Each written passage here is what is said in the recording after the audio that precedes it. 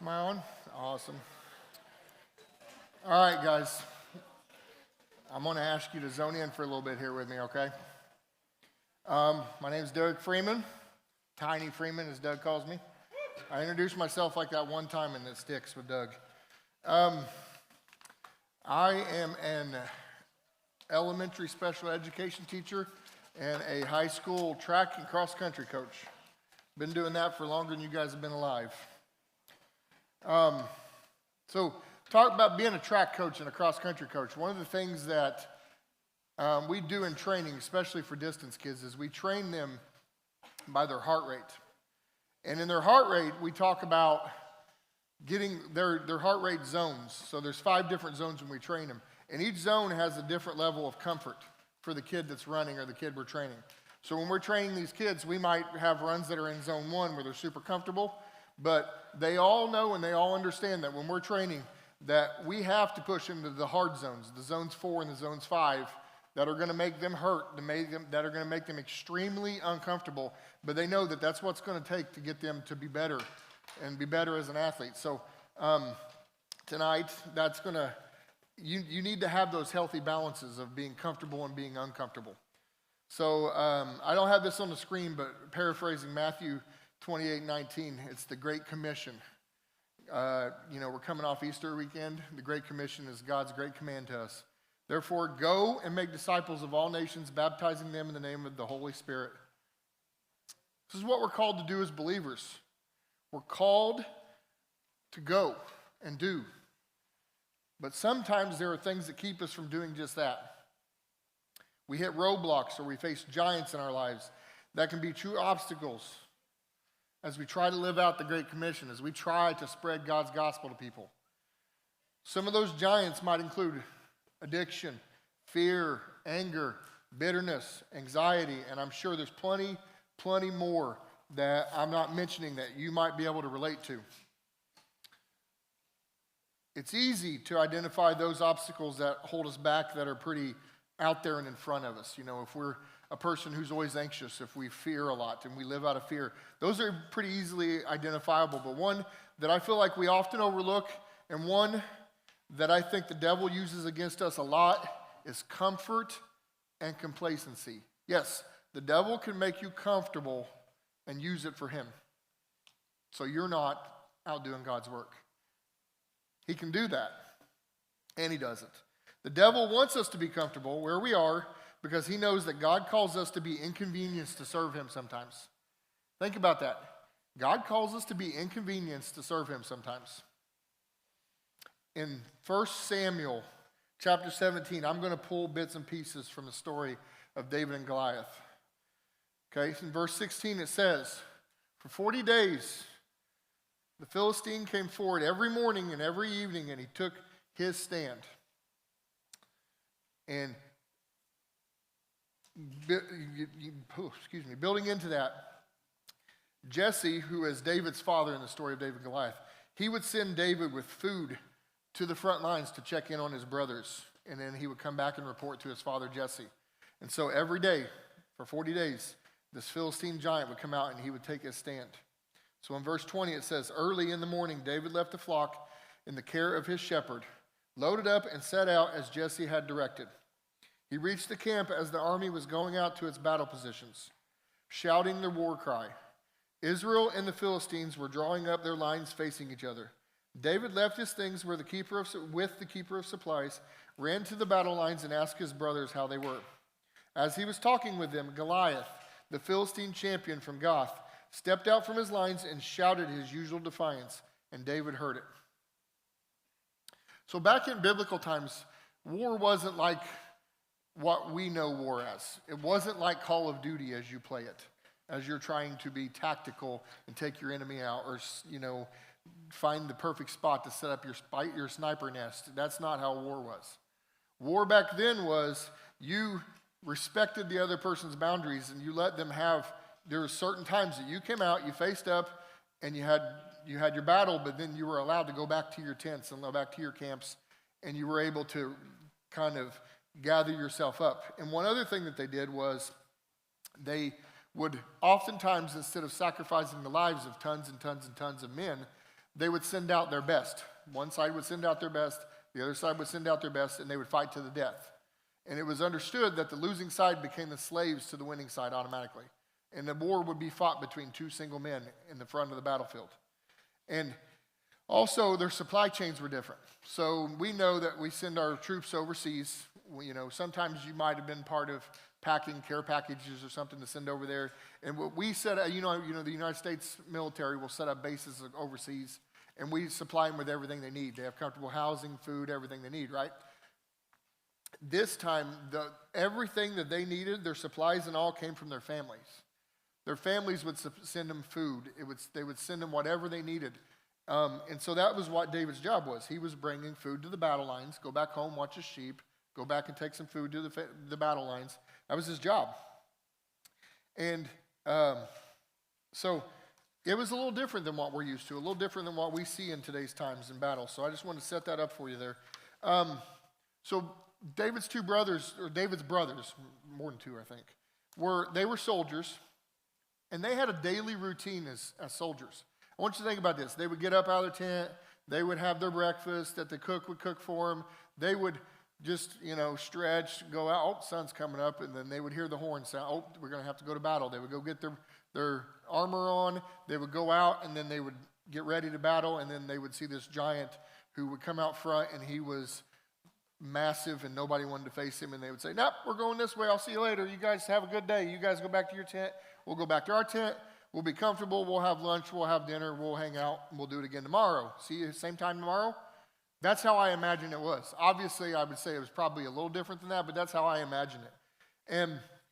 But what I get out of that was David's brothers and the Israelite army were so afraid of him and so afraid of getting out of their comfort zone that they chose the comfort of their camp every single day. For 40 days, they chose comfort. They chose going back to their camp. They chose running away from the battle, and when they faced the hardships and the challenge, they didn't listen to God and what he had promised. They made decisions to not rock the boat, so to speak. So let's read on a little more in verse 24. It says, as soon as the Israelite army saw, they began to run away in fright. Have you seen the giant, the men asked. He comes out each day to defy Israel. The king has offered a huge reward to anyone who kills him. He will give that man one of his daughters for a wife, and the man's entire family will be exempted from paying taxes. Sounds good, doesn't it? All the adults understand that one. No taxes. But when David's oldest brother, Eliab, heard David talking to the man, he was angry. What are you doing around here anyway? He demanded. What about those few sheep you're supposed to be taking care of? I know about your pride and deceit. You just want to see the battle. What have I done now? David replied. I was only asking a question. He walked over to some others and asked them the same thing and received the same answer. Then David's question was reported to King Saul, and the king sent for him. I don't know about you guys, but I can probably imagine David's brothers were thinking probably something along the lines of, come on, man, keep your mouth shut. I don't want to fight your battle. Every time you open your mouth, big brother's got to come to the rescue. Big brother's got to take care of the mess that you create. Big brother's got to you're picking a fight with a giant. Guess who's going to be the one that has to end the fight with the giant? Probably not you. You're a little twerp. Be quiet. That's what his brothers are probably thinking. Little siblings, right? Am I right? Anybody got little siblings driving crazy? Anybody? Okay. Well, Christian artist Kevin Burgess wrote in his book, Dangerous Jesus. Guys, I want you to listen to this because this is something that you guys can relate to. It is of little benefit to have the words of Jesus in our mouths and not the ways of Jesus on our feet. Think about that. Little benefit to have the words of Jesus in our mouths and not the ways of Jesus on our feet. We've all heard actions speak louder than words. But people are seeing you get out of your comfort zone to be Jesus and have an impact. Are people seeing that out of you? Are people seeing you do things out of the norm for Jesus? Because it's one thing to say, I believe in Jesus. I love God. It's another to do nothing about it. It's another to just keep it to yourself. It's another to internalize it and then do nothing about it.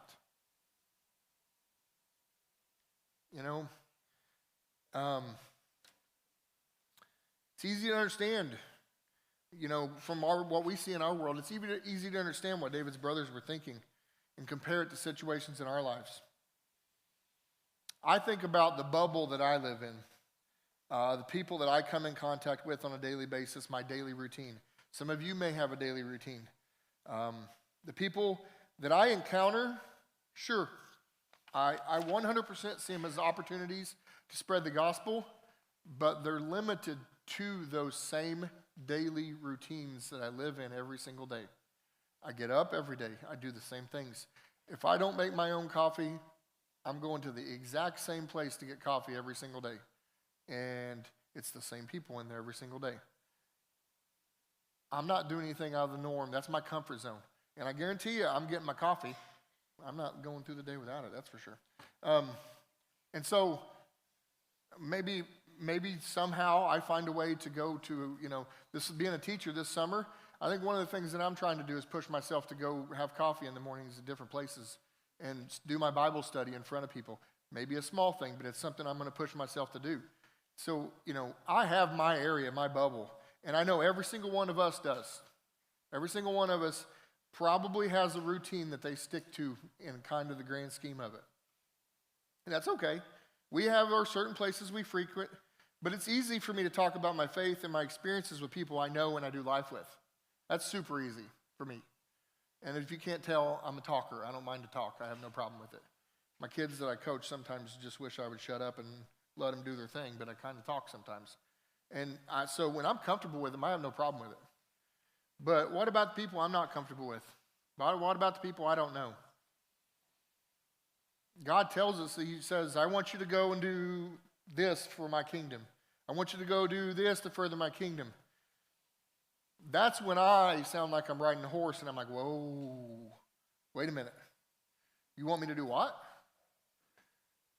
Give up my time and my comfort to go serve the people that I don't know nothing about? Give up my time for others that I have zero clue about them? I'm guilty of that. I can give tons of examples of how I'm guilty of that. And I'm sure every one of you has got something in your life that you are very guilty of saying, well, oh God, wait a minute. I'm very good at cautiously praying, God, send me if you want, but I'm pretty good here where I'm at. God, send me, but I really like it where I'm at right now. I'm good at that too. I'm very good at it because it's comfortable in it. We choose comfort. It's only natural. We choose comfort at the lunch table with friends instead of inviting someone new to join us. We choose comfort of our phone and social media over time in God's Word. I mean, come on, who's not guilty of that? I know I am. We choose more of the mentality, of the me mentality, more for me mentality over the I have enough, so here I will share with you mentality. We all choose that. I know I do. We choose to keep to ourselves instead of praying for people who we know are struggling. I'm guilty of every single one of these. So let's read about what David chose to do. Verse 32. Don't worry about this Philistine, David told Saul. I'll go fight him. Don't be ridiculous, Saul replied. There's no way you can fight this Philistine and possibly win. You're only a boy, and he's been a man of war since his youth. And David goes on to talk about how he's protected his sheep from lions and bears with a stick, and if God would be with him to do that, then he would be with him through this. And somehow he convinced Saul to let him go fight Goliath. Saul even let him try on his armor, try his sword, but David was so small he couldn't even move in the heavy armor, so he went without it. Verse 40, he picked up 5 smooth stones from a stream, put them in a shepherd's bag, then armed with only his shepherd's staff and a sling, he started across the valley to fight the Philistine. What do you think Goliath thought when he was this big 9-foot tall man and he saw a little boy coming after him to fight? He was not happy. Not happy at all.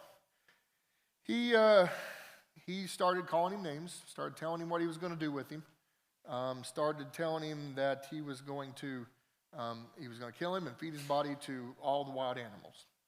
David, in verse 45, David replied to the Philistine, you come to me with sword, spear, and javelin, but I come to you in the name of the Lord of heaven's armies, the God of the armies of Israel, whom you have defied.